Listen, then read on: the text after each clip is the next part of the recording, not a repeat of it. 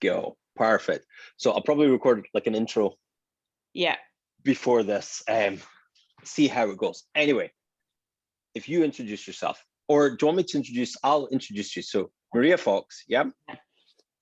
And you have lost a significant amount of weight with the help of Lumen. That's right.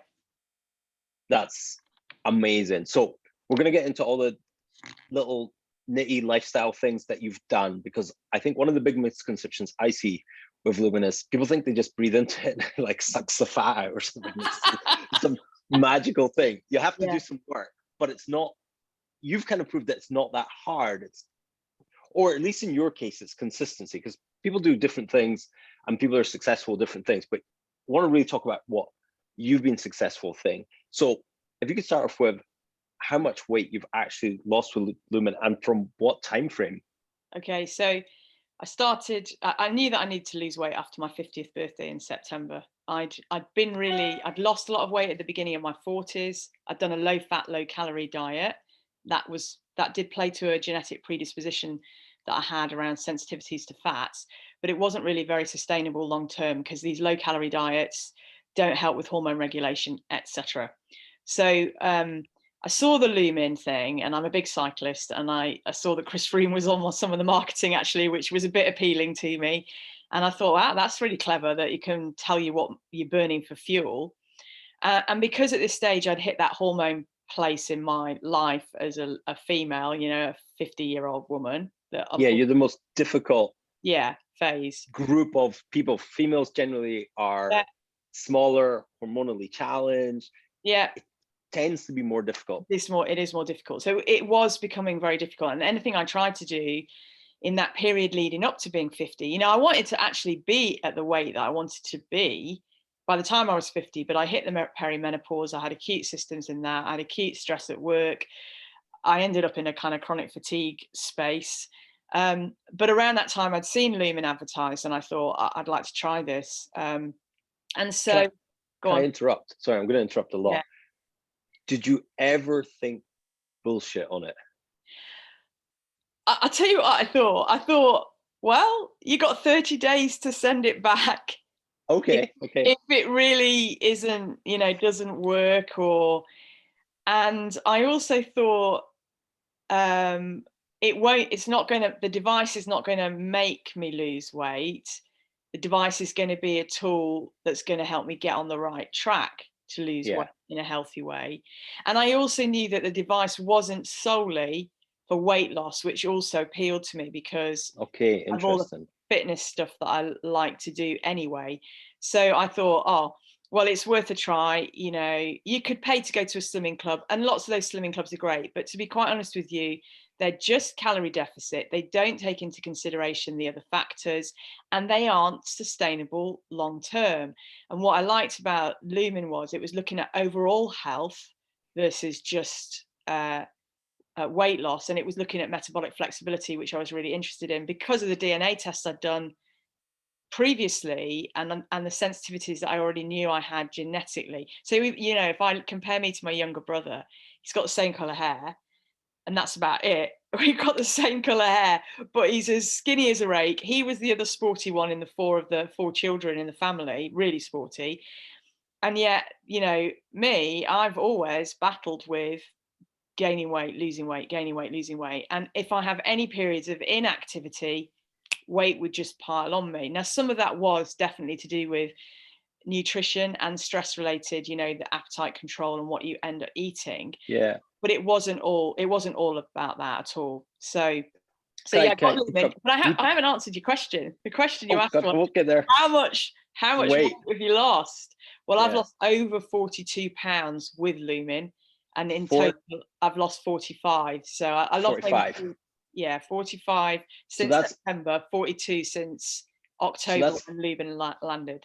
So the people who are using the metric system, that's a 20 kilo weight plate. It is. It actually you walk a mile with that in your hand. It's serious. Yeah. I took a picture of all my weights plates the other day and went, I've lost this much weight. Yeah, it's just insane. We've got like a 20 kilo weight vest, and you just do a 2 mile walk with that, you feel it. it's, it tires you out, Or a 9-mile climb in Mallorca on a bike. Oh, yeah, go away. That's too much. So I was going to interrupt before. I was going to ask, so with this periods of inactivity, would you describe yourself as a lazy or an inactive person? No, absolutely And not. no, so you're quiet, because I'm lazy unless I do stuff. Like I've got no problem doing stuff. I just really good at doing nothing. Which, Okay. No, and I'm really good at not moving. I'll just hold the same position for an hour. It's not a problem. No, I'm the opposite. But actually, that actually played into the stress kind of machine, because I was on the go, on the go, on the go, on the go, on the go. And I have just read this book, Rushing Woman Syndrome, and I was definitely the rushing woman, and that messes all your hormone system up. It is just like the worst recipe for. Yeah, and then so my thing with Lumen is, when, for people who don't know, you measure a 1 and a 2, you're burning fat. You measure a 3, it's kind of 50-50. 4, 5, you're more into the carb zone. I find if I get up in the morning and I'm a 4 or 5, rare 5 these days, but a 4, I find, I call it coming up or coming down. Sometimes going up into 4, I feel great, because it's like, woo, carbs, I feel great. But when I'm coming, I'll be a 4 and I'll be like, I know if I wait an hour, I'll be a 3. I know if I wait another hour, I might be a 2, because it's coming down. But there's why don't I just make myself a sandwich and then I can go back up? And then you're, and then when you look back at your calories, you're like, oh, I was over. So I find this going up and going down. But if I wake up on a 1 or 2, I don't need food. I maybe take a coffee, but I'm good. But if I wake up on a 4, I'm hungry. And can you predict the number you're going to be on the day, say 80% of the time? Yeah, probably 80% of the time. The really interesting thing is the hormone balance, certainly as a woman, because your hormone, even if your nutrition's right, your hormones can really affect what your score Yeah, is. And especially with the cycle, Lumen's added that in for it has, and for women. And it's good. I guess the problem is that a lot of women don't have regular cycles, and I didn't have a regular cycle until I went on HRT back in January. So I lost weight without HRT, and then I've been on HRT since January. And I don't think, and people think that if you're on HRT, you gain weight. I would say opposite. I think that if you're on HRT, you're actually getting levels of progesterone again, which have dropped. And actually, progesterone is quite important in fat burning, so I understand. So yeah, it's a mother hormone, so it can become, so you get normal estrogen and normal testosterone after, because you're not making those, so everything's on a come down. And people, because boys and girls, when they go into puberty, girls get this massive influx of estrogen, which kind of puts fat around the hip and boobs and stuff, and guys get testosterone, which burns fat and builds muscle. That's why dudes are take testosterone. But the balance is also important, because they do more than just, hey, I'm going to shove fat here and I'm going to build muscle there. They have and also testosterone itself makes effort feel good. So you get a lot of these kind of ex-army jack dudes who are like, you just need to work harder.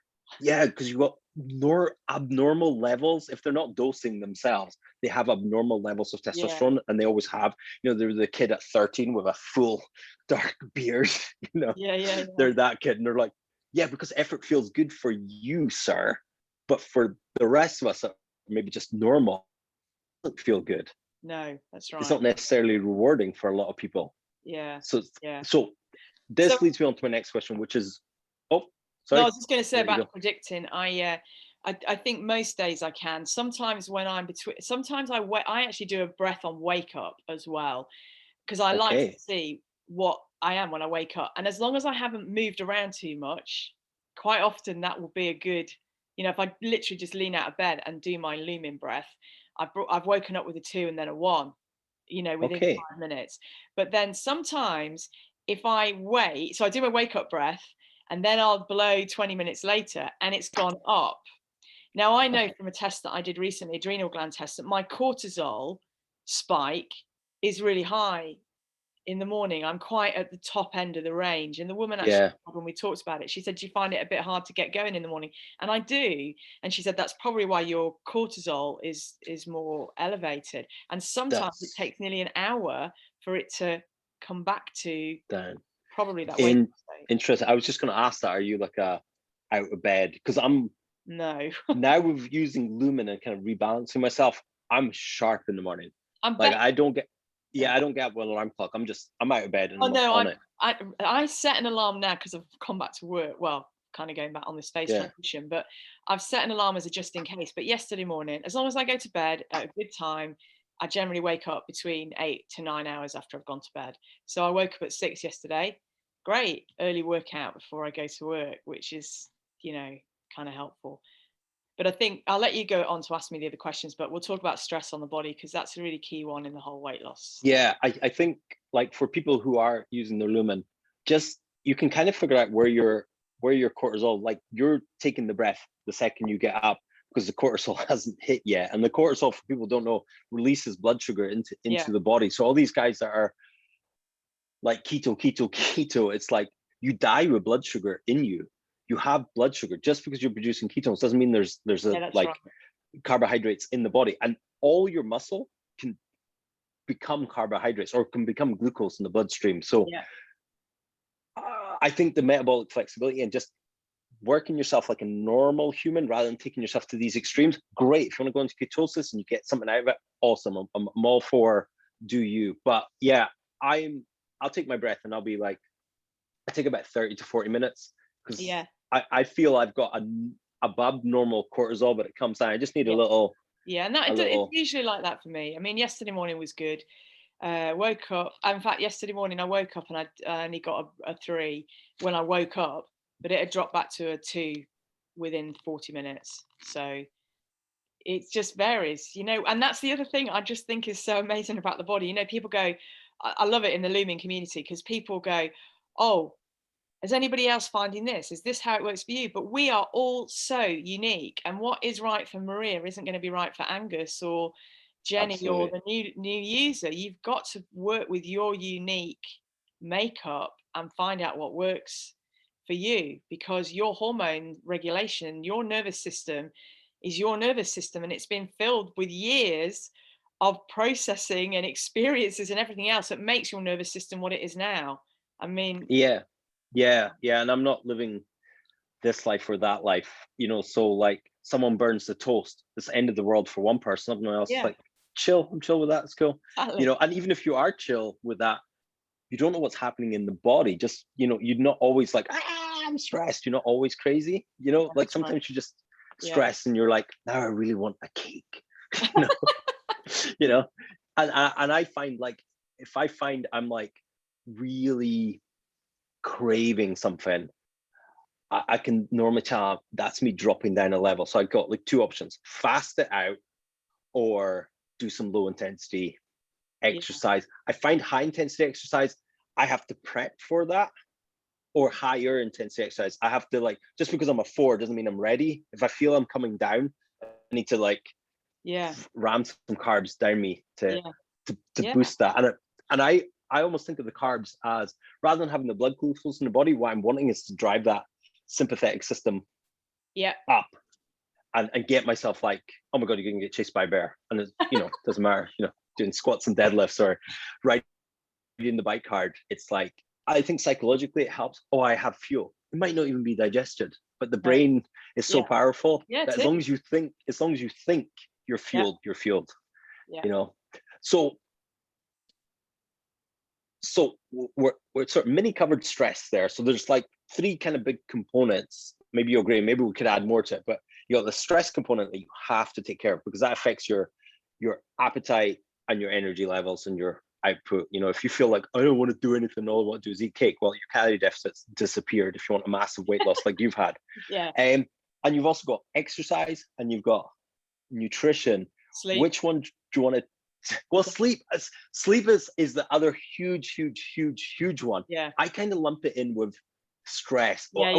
Or what I should say is, you have 7 recovery windows per week, which are your sleep. Yeah. It's like my young lads, I'm like, it's the most anabolic thing you can do, the young lads that I train, because it's like you just use buzzwords like anabolic, and it's like, oh, I'm gonna get huge. Yeah, sleep, you're gonna get huge. That's all they're interested in. So Yeah. sleep is absolutely monstrously huge, but you sleep like 5 million hours a night. You're doing Well, okay. I, having had the kind of burnout thing, I slept for the first 3 months 9, 10, 11 hours, like night after night after night. And that because I'd read a book, or read some of a book a few years ago called Why We Sleep by Matthew Walker. Walker, yeah. Yeah, I knew that actually that was the best, the body's way of repairing itself, both brain and physically. So I It's just huge. I just let my body do that. And I do still have occasional 10-hour jobs if I'm really Yeah. tired. But I just think, well, if I can let my body get that recovery, that's got to be the most important thing. So yeah, sleep has been really key. Sleep is huge. And if you don't want to read his book, he's on a gazillion podcasts where he breaks down. There's a Joe Rogan one that's really good. It's 3 hours. It gets really in depth. And it's just Joe Rogan going, what? Wow, what? Wow. It's because it's just like, it's basically the number one performance enhancing thing you can do. Yeah. So sleep. So sleep, super important. That's number 4 on the list. Okay. So nutrition, I really want to know what you're eating and how you're eating, because you said before you did a low fat diet, but Lumen kind of, I don't want to say it's low carb, because my carb servings are all right. I never have less than 100 grams a day. I'll talk about the nutrition side. So I think there's a few things. In context, I think that the Western diet, well, certainly in the UK and probably most of Europe and the USA, the diet is overpopulated with carbs, and then it's overpopulated with bad carbs as well. So and bad fat joined together. And bad fat joined together, exactly. So I think our whole kind of ecosystem, our bodies have gone through probably a lot of inflammation, a lot of stuff that doesn't really help us. I knew that I had a sensitivity. Well, I knew that I had a high sensitivity to fats, and I had a high sensitivity to refined carbs. So, at the beginning of this, it was a bit like, great. I'm not in a great place with either sort of fuel type. So I've been very focused on eating good carbs, so whole grain products, nothing as little refined carbs as possible. And then I say that I have the odd treat. Fiber One was the main kind of odd treat before, although I've discovered it's okay. It's what, 90 calories. Yeah, it's not a big deal. It's just something, and it's a lot of fiber. There is a lot of fiber in it. So that was one of my kind of staple little snacks, I guess, in the early days. But I just try and keep to that kind of DNA recommendation for me, which was try to keep your diet no more than 5% of your daily intake with refined carbs. And I've actually grown to like a lot of food that I probably wouldn't have eaten before. I like oat bran. I like wholemeal pita bread. I've just gone to gluten-free on that because of the consultation I had around my gut balance. And that's just to get gluten out of the diet for 6 months. I like whole grain rice. I've started eating plant pasta, which is really nice, really high in protein, really high in fiber. Potatoes, normal sort of vegetables, fruit. So all really good foods. And I would say, yesterday I did go a bit crazy with my first day back at work. I ended up overeating protein yesterday, which I've never really done. I'm on 133 grams of protein. I've never struggled to hit the protein. I've had a good protein supplement that I get from the States, which I really like. And I like which brand, just to name drop it. Biotrust.com. And they're really good. And the shipping isn't expensive, and it's all clean stuff. They do 1 powder that's 20 grams with 2 scoops and only 2 grams. And is that plant-based or is that a whey? No, that's a whey-based. 2 grams of carbs with the 20 grams of protein. And then their other one is 24 grams of protein and 4 grams of net carbs, 4 grams of fiber. But I love their protein stuff. But I'll often have a protein shake with chia seeds, flax seeds, pumpkin seeds. Yeah. So I mix and match it. Often have had cooked breakfasts with spinach and mushrooms and, steak and poached eggs. I have never in the whole 6 months This is one of the things that I just have to say. I have never been hungry, and I Yeah. probably eat more times a day than I ever did before, and eat more, at more regular intervals. So I probably eat between 8 in the morning and 2. I've probably had at least 3 meals by then. Whether there's a protein shake in the mixer, but I've had Yeah. decent breakfast. I think that's so important, that the stomach is amino acid, so proteins, it's amino acid searching. So kind of like, if it's not finding those amino acids, hunger. Yeah. I mean, You shove a protein shake in and it's like, oh, I'm not hungry anymore. yeah, And it's like, absolutely. yeah.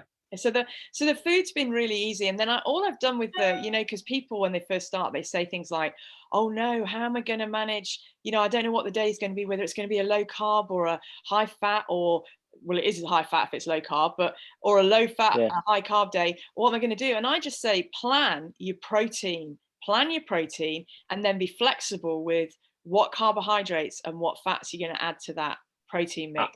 Absolutely. What I do, I'm even worse than you, and I've had zero weight loss and really going for zero. Well, Doing different I've done experiments and stuff, but what I do is, like, I'll kind of have, like, plan my protein, so I have like at least 3 protein dumps a day, and then I have that with salad, and then I just have that every day, and then I'll have, like, my carbs sometimes a bit naughtier. So it's like, hey, if I can have if I can have extra carbs today, I'm gonna just have whatever I want. That's good. And then if it's a low carb day, I don't miss it because I know there's another one coming tomorrow. It's cool, so I'm like, I'm not okay. And like I say, I don't get less than 100 grams of carbs now, because when I do go over, I just put it into Lumen that I go over. So now it's like, hey, you still woke up with a 2, so we'll give you a bit more carbs. So if you're honest with Lumen, it will. I didn't know that. It will up your carbs. So people are like, oh my God, I went over my carbs. But oh no, I tell the truth. I do tell it's like, oh, it told me to have 3 portions of carbs, but I had 9, but I'll just put in 3.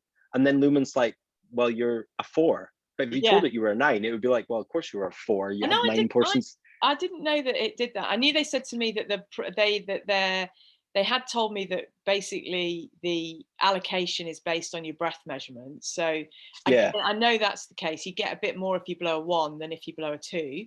Yeah. But yeah, that's interesting. But I don't know. I haven't ever lied with it. I mean, I've never said, oh, I've had only 1 carb and I've had 6. I do. Yeah. So put it don't lie to Lumen. Just tell it what you had. If you didn't count, say I didn't count. I mean, the breath measurement, whether you get a 1, 2, 3, or 4, isn't based on what you ate the day before. It's based purely on that breath in that moment, and it is just a snapshot.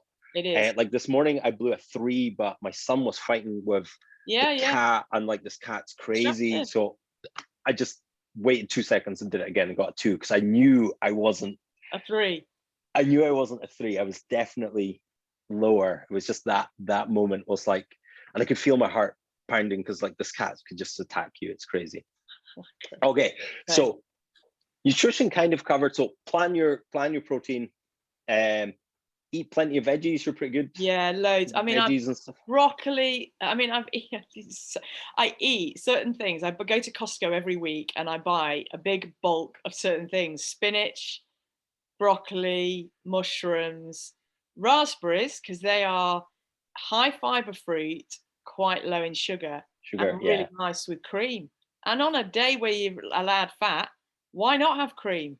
So just planning those vegetables around, and then little salad potatoes that they do there. I use them quite a bit as a 1 portion of carbs in the evening. So I generally try and have lower carb in the evening. I try and eat as many carbs as I can during the day, and then have less carbs in the evening. And you find that's better for your sleep? Yeah, I mean, as long as I don't eat too close to when I go to sleep, I sleep fine. I mean, how long apart do you space your last meal and your sleep? I try and eat, but by 7 o'clock or before 7 o'clock, and then I'll be going to bed by 5:30. Last night it was 7 o'clock, but some nights it's 5:30, 6 o'clock.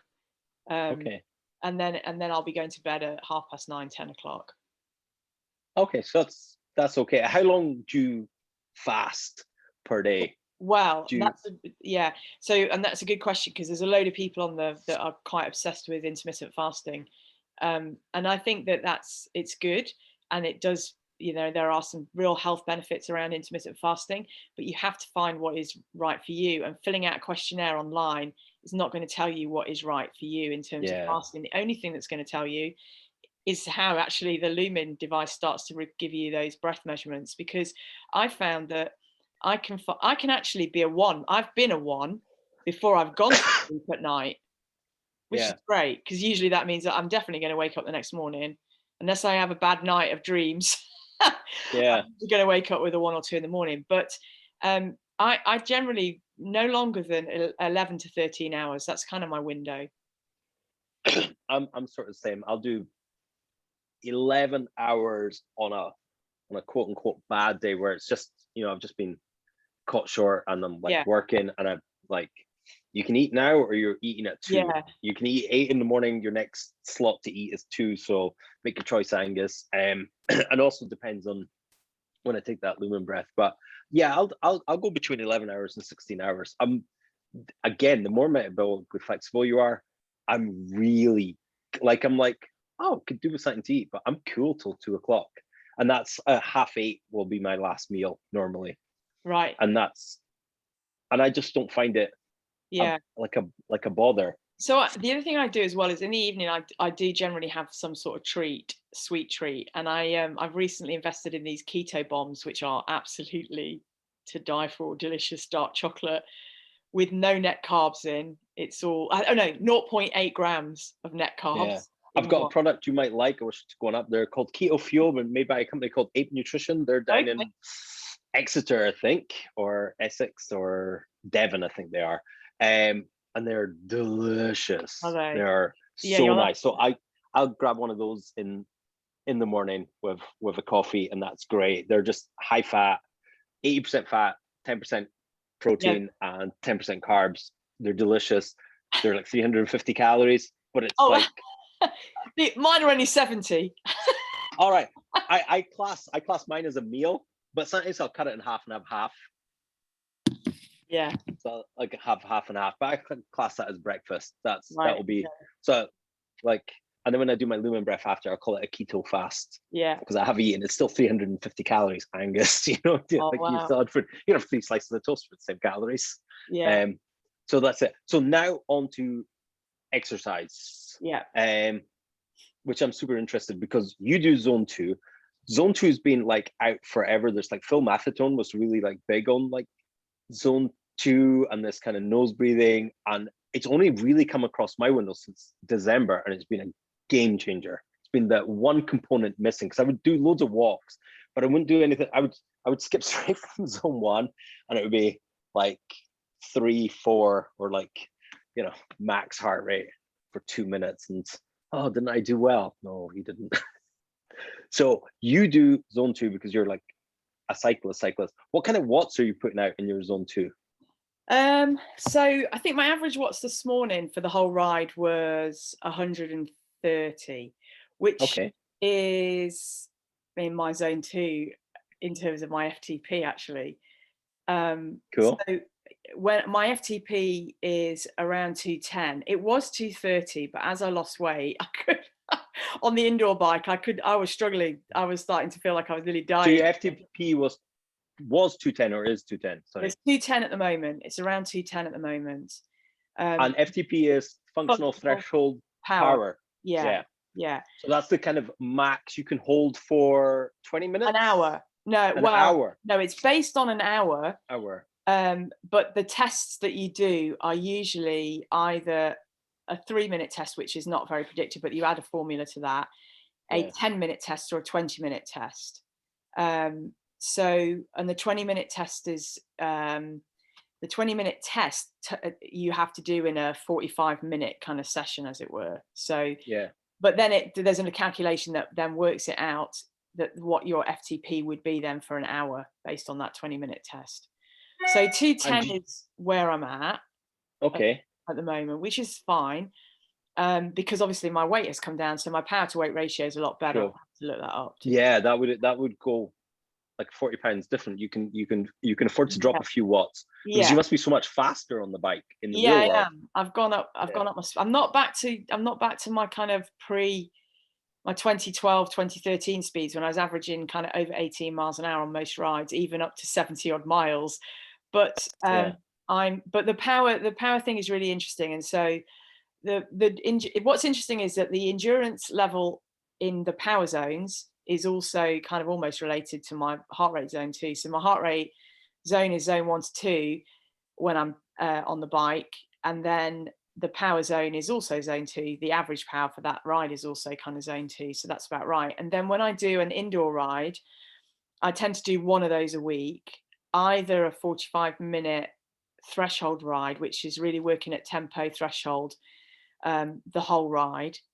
My average watts then are more like 160 to 170. So a bit. And what would your heart rate be in percentage wise? So heart rate then would be more like 70% to 80%. Okay.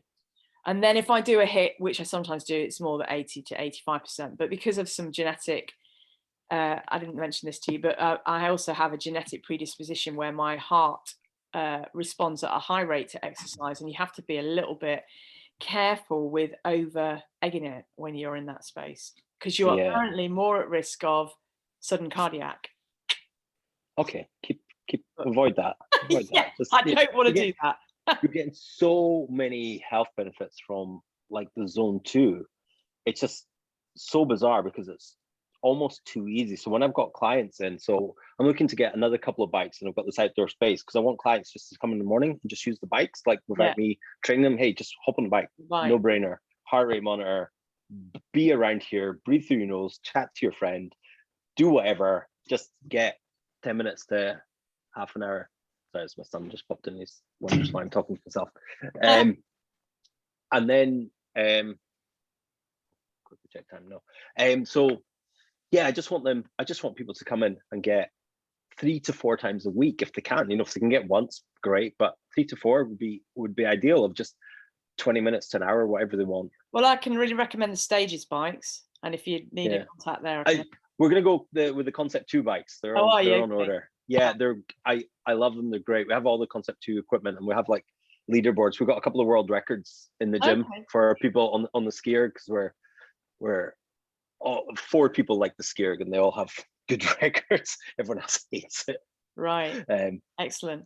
So we're trying to push that, so it all connects, and there's like the leaderboard, and you can kind of see where you're at with things. So the zone 2 is great. And has your zone 2, like your heart rate stayed the same, but your actual wattage increasing over time? Yeah, my wattage is it decreased a bit, and it's increasing a bit now. It's quite interesting actually. So my average my heart rate hasn't changed hugely, I suppose, except to say I wasn't doing a lot of zone 1 and 2 work prior to the beginning of 2021. So when I first started the journey, I was doing shorter rides. They were probably a lot more intense. My average heart rate, and it was mainly more indoor at that point, were nearer sort of 125 to 130, which is obviously more,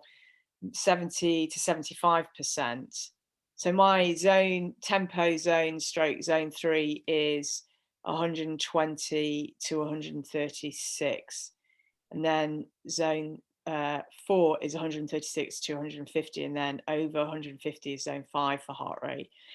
So more of my rides were in the higher end of the training, and I was working probably too intensely. And it was really interesting because one of the trainers at David Lloyd had said to me, you need to not have too much stress on your body. So yes, you can do your half-hour rides on the Stages bike or your 45-minute rides, but try not to put too much stress on your body, because that will cause your body to hold on to fat. So in those few months, I just did the shorter rides, and probably a bit more intense actually at that time. And then after Christmas, I switched to doing more zone 1 and 2 rides. So I did at least 2 90-minute zone 1 and 2 rides a week. And then I used to do 1 a threshold, and then 3 strength sessions, which were mainly body pump sessions. Sometimes did a couple of extra strength sessions with heavier weights, but mainly the body pump, mainly 50 minutes. high reps. Again, heart rate zone was zone 1 and 2 for body pump, but obviously I was doing strength training. And I saw a massive acceleration in my weight loss when I introduced strength and also started doing the longer zone 1, 2. And I was also walking a lot too. I was doing quite a lot of walks. Again, walking is in the zone 1 range. Fastest month of weight loss was April, this month we've just had. Good. And the main thing, I guess, in that month was I did a lot more longer walks as well. Longer walks, longer rides, lots of zone 1 and 2. And I always used to think with the whole fat burning, oh, you're in fat burning zone. I used to think, oh, yeah, right. It's just such a nonsense. You're burning calories, whatever.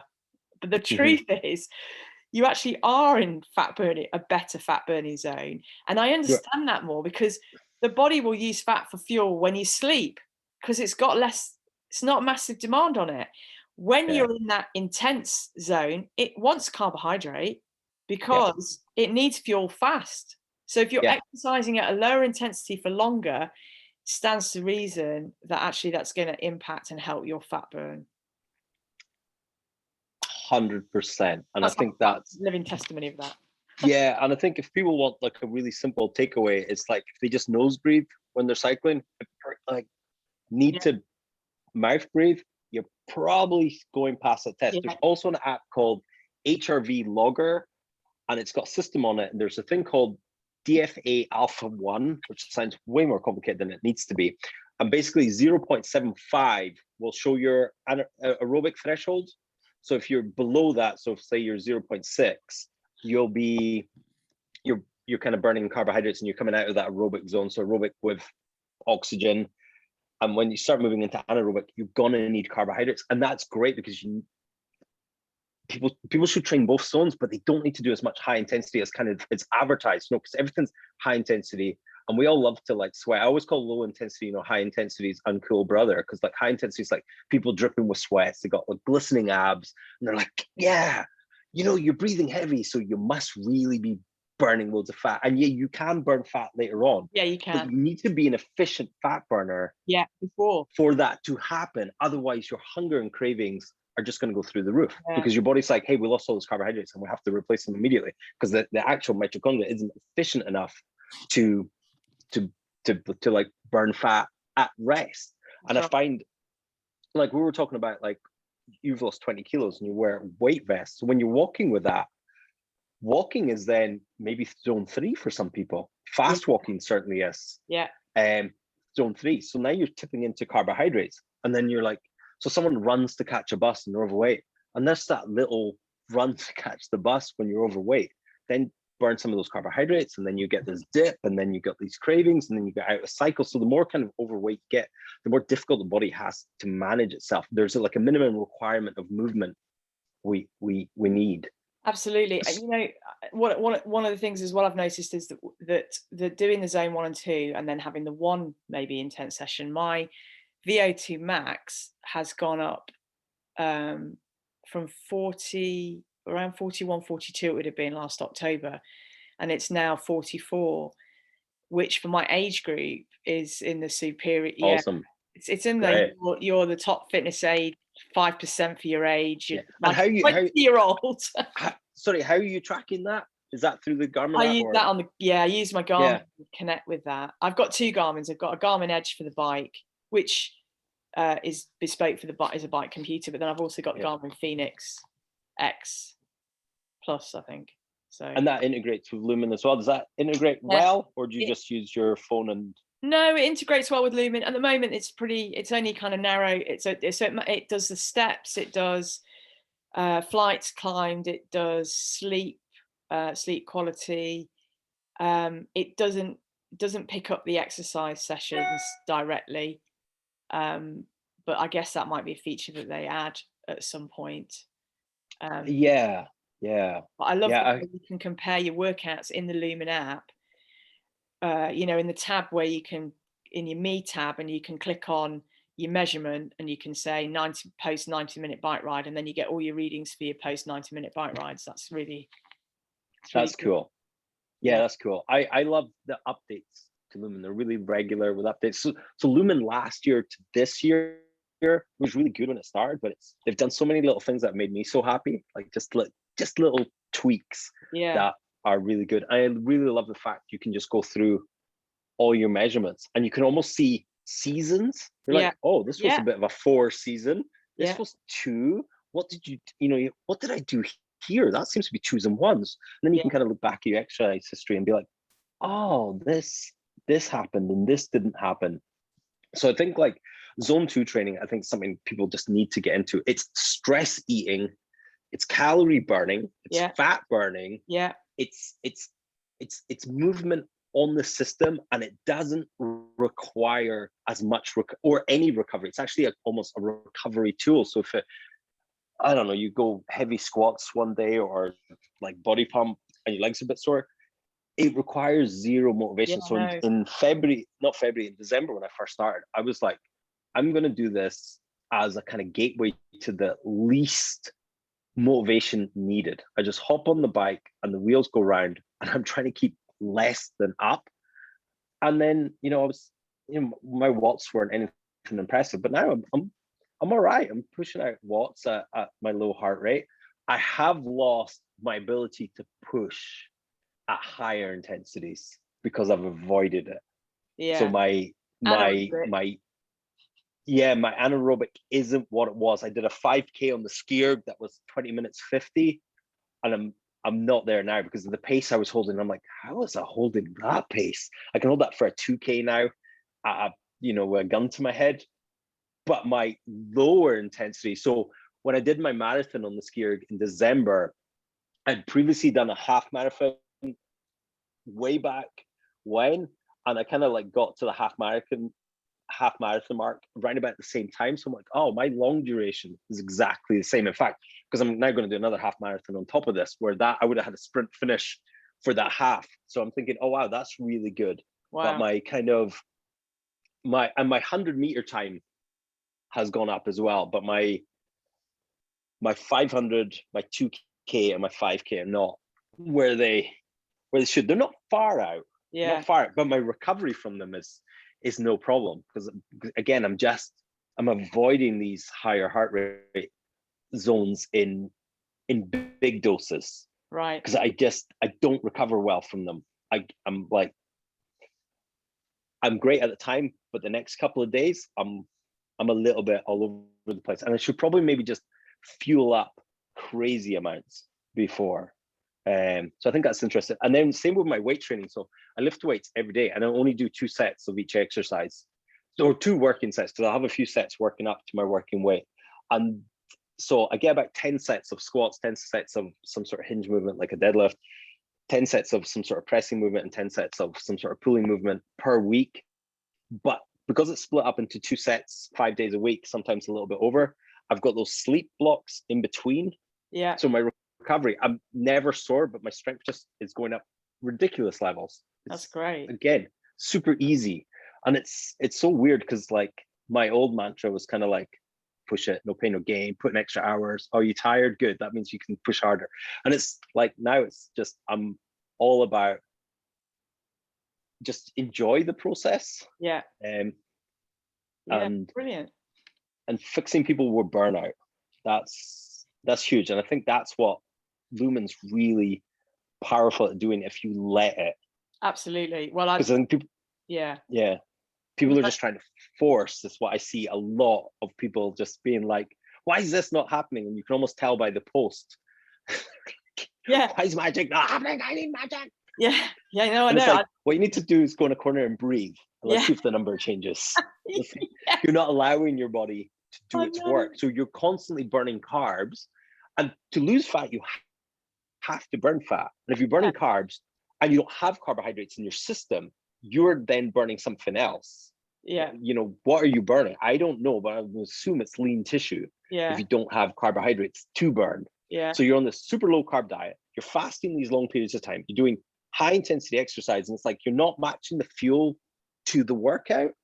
And we're all over. The body's going, help. Yeah. So you want it to flow. So would you say your entire process has been a nice, easy flow? Yeah, and I suppose it's been, I've kind of added bits as I've gone along, and as I've learned little bits, I've added those in and integrated those in, mindfulness and making sure that I have that rest time and not, monitoring my stress levels on the Garmin, monitoring my heart rate variability a bit. I mean, I probably have done that less, in the last month, but just really aware, really conscious. Now that I'm going back into a work context, now I need to just learn how to integrate and maintain and keep my healthy, axes in the workplace. And now I need to apply all the things that I've learned in this kind of recovery time so that I can actually, well, one, maintain it myself, but also help others, because there's so many people in my workplace that are living on the edge of that crash and burnout. And none of us know when we're going to cross the line and when we're going to be impacted in a way that is so negative. And I suppose I've learned those four things we mentioned at the beginning: nutrition, activity levels, sleep, and stress. They're the four kind of fundamental pillars to our overall health, and we have to find out within each of those what is optimum for us. And those activity levels, that is about intensity, it is about quantity, and it is about having an integrated approach. Probably the thing that's lacking in my exercise or activity levels is the whole stretching, Pilates type activity. Yeah. I probably need to try and find a space for that, but I don't think you need it as much. If you're like, say you're doing body pump and you're doing a squat, the barbell itself will push you into that deep squat. That deep squat, you got ankle flexion, knee flexion, hip flexion. You're down low. If you're really like, I've got, for me, I need 50 kilos on my back to get me to break below parallel. So just too stretchy. So like my mobility is okay, but like I need that weight to push me down, or I need someone pushing on my shoulders, like get my hips down. So when you're like lifting weights or even bench press, just getting that, if the barbell touches your chest, that's going back okay. So you can do it with that. And again, I think yoga and Pilates and things are all like, now we do super fast yoga and Pilates. Everything's like, because it's what the consumer thinks they want. The consumer wants the result. Yeah. Like the average person, hey, I want to lose weight. And you're like, well, I want you to sit in the corner and meditate for 3 minutes. No, Angus, I need to do something sweaty because I need to feel like I've worked. But then you're going to crave pizza at the weekend and you're going to eat pizza. And then that work gets completely undone. What we want is like what you've done in April. 9 pounds is insane. And you've just walked and low intensity bike rides and then a few workouts that you've recovered really well from. And you just coaxed the fat out. It's just like, we're going. Yeah, we're gone. Every step you take is fat you're breathing out. Just going. So I think that's a really powerful message, because I think loads of people would love to have an April where they lost 9 pounds. I know. Honestly, I was surprised because I thought it was going to be the hardest month. And you weigh, like, was that weekly? Was it coming off like? No, I was weighing 2 pounds, 2.5. I weigh myself every day. Okay. In data shows that actually weighing yourself every day is really good for you. Yeah, I know. For weight loss, which sounds obsessive, and people go crazy when I say just weigh yourself every day, but don't have an emotional attachment to the scale. Yeah, no, yesterday I weighed heavier, right? It was really funny. First day back at work, and I weighed in, and I was like a kilo and a bit heavier, and I thought, rubbish. That's a load of rubbish. I'm definitely not a kilo and a half heavier. Got off the scales and thought, glad I didn't put it on my phone so that it uploaded to the phone. And this morning, it was back down. So it just goes to show you can have that. I'm the same. I've been like a steady 103 kilos. And then I had this trouble last week. My Lumen scores of pants, 104. And then this week, 102. And it's like, and again, that's kind of weighing myself every day. So I kind of go like that wee bit up and down. And then I hit that 104, which is like, oh, that's usually high for me. Yeah. And then boom, it's straight down. It's like, that's stress. And stress, cortisol. Yeah. You will hold on to fat because it can be catabolic, but it can also store fat around the middle because it's there for like, it's storing it for like the bear, but the bear doesn't come. So you just keep storing in the woodshed. And then you have, it also helps you store water. So, when you get that little bit extra stress, the scale goes up, but then you see the scale go up. So then you get depressed because, Mother Nature doesn't know that we get freaked out with the scale, otherwise it would have made a different system for us. It's like, hey, we're just storing this little extra bit of water. You might need it. why are you stressed? Obviously you're going to need fuel and food. So cortisol is our kind of bad hormone now, but it's a survival hormone. It's there from, it's there for our protection, but it's backfiring in this world of, like, and you were talking about like processed food and our kind of Western diet. It's just, and that's the other thing, you're like, really high refined carbs and loads of fat, and that doesn't really exist in nature. I think the only thing I can really think of is like an avocado that has a little bit of carbohydrates and fat in it. There's no other like natural food. Like you got, like if you eat meat, there's high fat, high protein in one thing. That's cool. And then you have like carbohydrates and protein together and like something like quinoa, but there's not really fat and carbs together. These two energy fuels, it's one or the other. They're rare to have together. But that's what the Western, cookies, cakes, something like a Mars bar is 50% fat. Or 50% of the calories come from fat, which is like, and we think of that as like a carb, and there's nothing nutritionally beneficial. There are other chocolate bars that are just as horrendous and delicious. That's the problem. It would be amazing if they all tasted disgusting. Well, I have discovered I do like carb killers. Have you seen them? The white chocolate bars. They are delicious, and they're 2 grams of sugar in them, and they're all natural erythritol and all that stuff, which has been great. So I think you can really look out for products as well that help the journey. Well, we live in a world now where there's so many great products. There's these really great high protein yogurts. There's low-cal ice creams like Halo Tops, like 300 calories for the tub. They do kind of teach you to eat an entire tub though. So then the next time you go to Ben and Jerry's, it's a 2,000 calorie tub. So it's like, because you're now used to eating a tub. I think carb killers are great. Don't have 3 in a day, otherwise you'll be running to the toilet. But really, they've got the sweetener in it. It has a little bit of laxative effect, but one seems to be great. And there's loads of really cool like protein bars. And then I really like the Ape Nutrition, like keto bars. And I'm not keto, and I'm like, I think that word, that like, I put that on my Instagram story and it triggers half my audience because they're like, oh my God, are you keto? When did you become keto? And I'm like, they're just nutrition for me. They're just fuel. Because I like, if I'm going to do like a bike ride in the morning, or if I've got work, I don't want a big meal, because then I'm like, I just want to sit down. So like, I want 300 calories that switches off my hunger and doesn't make me want to go to sleep. So if I have a massive salad, it's like, I just want to sit down and let it churn for a little while before I have to go do something active. So chucking 350 calories in is with low food volume. I know loads of people want big food volume, and I want that sometimes when I'm like want to munch, but sometimes I want small food volume that isn't a nasty.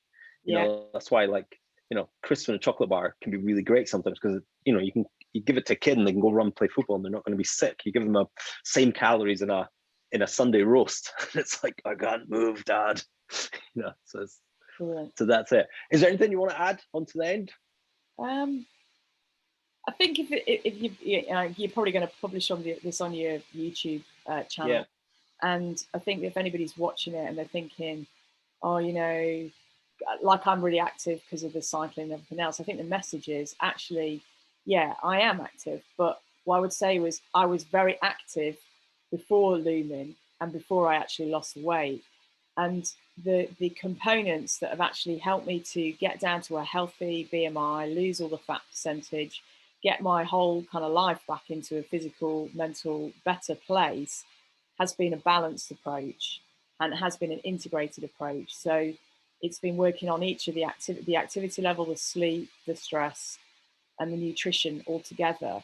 And if you work on those 4 components and you can help your body to regulate hormonally in a better way, then if you need to lose weight, that's the best way to do it.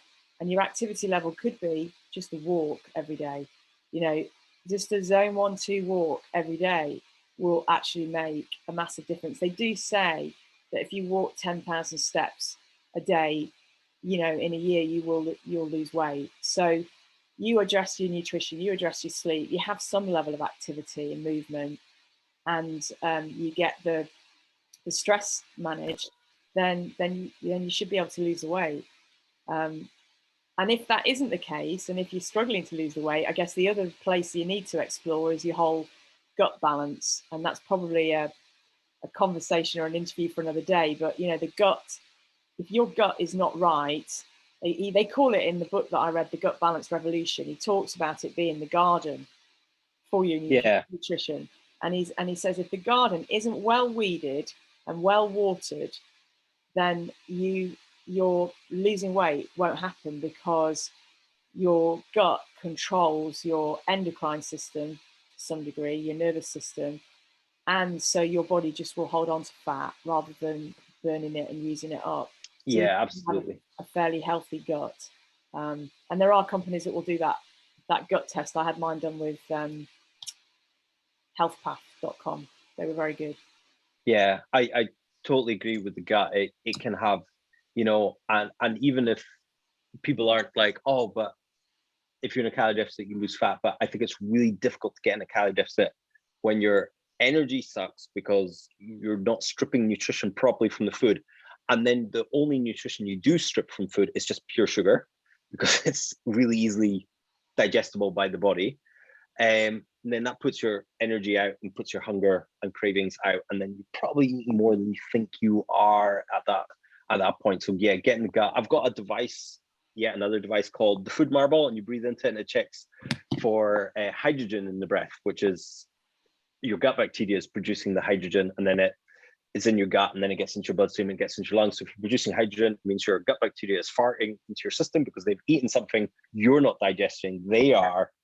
And it can be things. And for me, it was like something like onions, which is like super versatile food, but not so great for me. So I'll get bloating with onions, but just treating some of these things. And then I know as a performance enhancer, if I'm going to do something big the next day, there's certain foods I avoid because I don't want any gut irritation, because I don't want any fluid, because you've either got fluid in your muscle or you got fluid in your gut. And if your gut's now dealing with an intruder or something hard to digest, you wouldn't have a steak the minute before a marathon. You might have it the day before and allow it to settle down, but you really want stuff. And that's what ruins a lot of like long races and things is people's guts. People's guts give them out at the end, and you want stuff you've played about with that you can digest. And again, that's so, you know, one person, it's a banana is great fuel, another person, you know, and we know this for like peanuts, you know, peanuts can be great for one person, someone else can die. So, you know, that's an extreme version, but we've got that on.